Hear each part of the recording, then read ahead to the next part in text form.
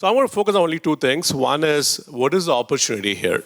And second is, some of the high-level roadmap idea. It's just broad brush. Yamini is going to really go into deeper over the next few weeks and get into the nitty-gritties of that. The first is just the opportunity. By 2030, India is going to spend 1.72 trillion in infrastructure, 1.72 trillion. There is this 1% rule in some of the countries about 1% of the public infrastructure spend should be spent in art.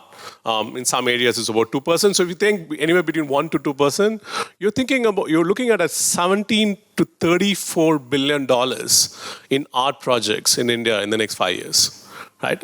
We haven't seen this is almost like a golden age of public art, and if we don't harness this effectively, and Ravi talked about it, everybody talked about those aspects, it might go in the wrong direction. So it's almost imperative for us at this time to take the right initiatives, right interventions, so that this amount of money which is going to be spent is spent in the right way with the right set of artists and curators and so on. So that's a huge opportunity.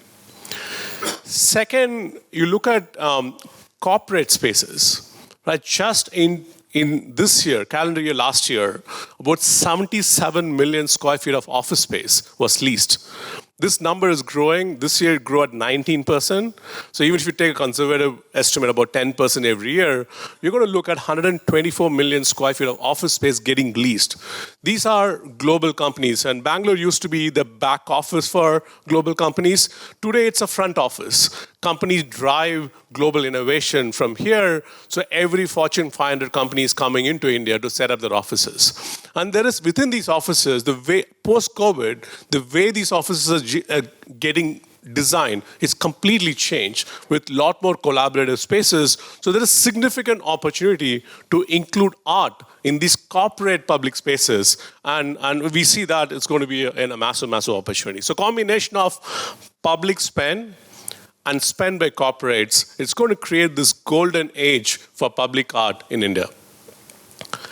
And what are we going to do? Right? Again, like I said, they're going to be broad brush. There are 4 areas we're going to focus on. First is about awareness. We have created this guidance document. We worked on it for over 6 months, taken inputs. It's practical examples from Yamini's experience, plus the overall ecosystem.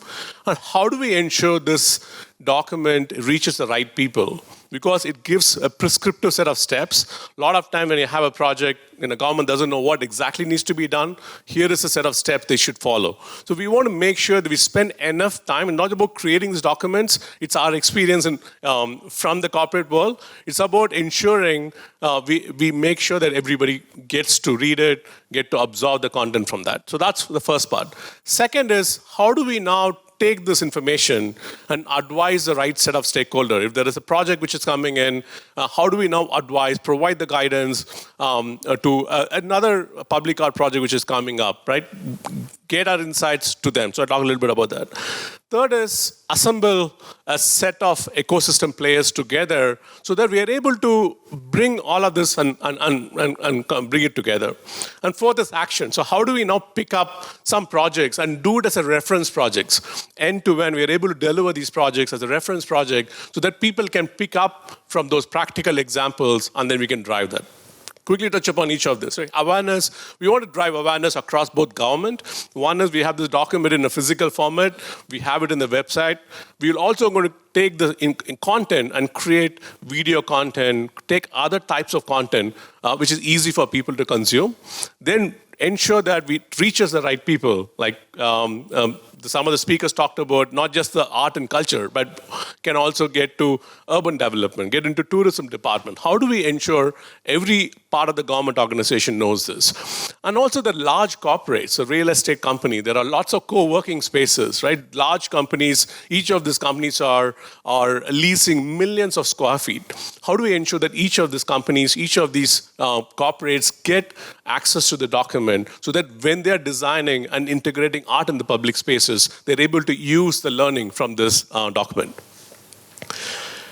Second part is partnering for impact. Like Ravi mentioned a great point. Like, how do you conceptualize the document? If they're going to put out a tender and the RFP document has to be created, how do we advise in creation of these documents so that the design, when you design this document, when it goes out to tender, it comes out right? So how do you now plan the budget? How do you think about resource management? In every aspect, we are a consulting company, so it comes to us naturally. How do we now bring that advice to different kind of projects? And I took another insight from Ravi. It's not just about Gyan, but you have to get money in. So how do you get the right set of partners and who are willing to spend and invest in those areas? So that's going to be part of that, right? How do you get the collective ecosystem to come together? Third part of curating the ecosystem, think of 1.72 trillion. The airport project was $1.5 billion. So if you think of just rough estimate, we could potentially have 1,000 to 2,000 public infrastructure projects in India. Do we have enough curators who could curate the art for that? Do we have enough? We have enough artists, but unfortunately, only a set of artists keeps getting the keeps getting all of the benefits, right? So how do we ensure we have a larger ecosystem of artists, so upcoming artists, established ones who are known for public art, bring them together and create a set of curated artists, so anybody who wants to have a program can go and reach out to them. So creating this ecosystem is going to be a very key part. And finally, it's about action, right? Can we actually pick up some of these projects? And as we build this muscle over the period of time, can we pick up these projects, deliver end-to-end, and make that a public case study so when other people want to drive it, they can take that experience and deliver it, right? It's not about one company doing it, but we have to make it available across so that easy for every curator and every public art project is to integrate art into the public infrastructure. So we are super excited about this. Please reach out to us in any way in which you want to partner with us. And we are going to reach out to all of our current customers. We have, in the last 20 years, collectively worked with thousands of companies. We have a fairly large ecosystem of corporates we work with. And one of the goals of this program personally for me is to change that 0.7, 0.8% CSR contribution from corporate to a much larger number. It's easy for them to spend on education, spend on health. If they're spending on art, there's a lot of question internally they're not able to answer. I was talking to a CSR leader and say, hey, I really want to spend on art, but I don't know how to even build a case internally. If I put a case for education, I get that buy-in. So helping them make those cases and changing the number. We can take a goal. How do we change it from the 0.8% and even to a higher single digits? That'll be a huge achievement.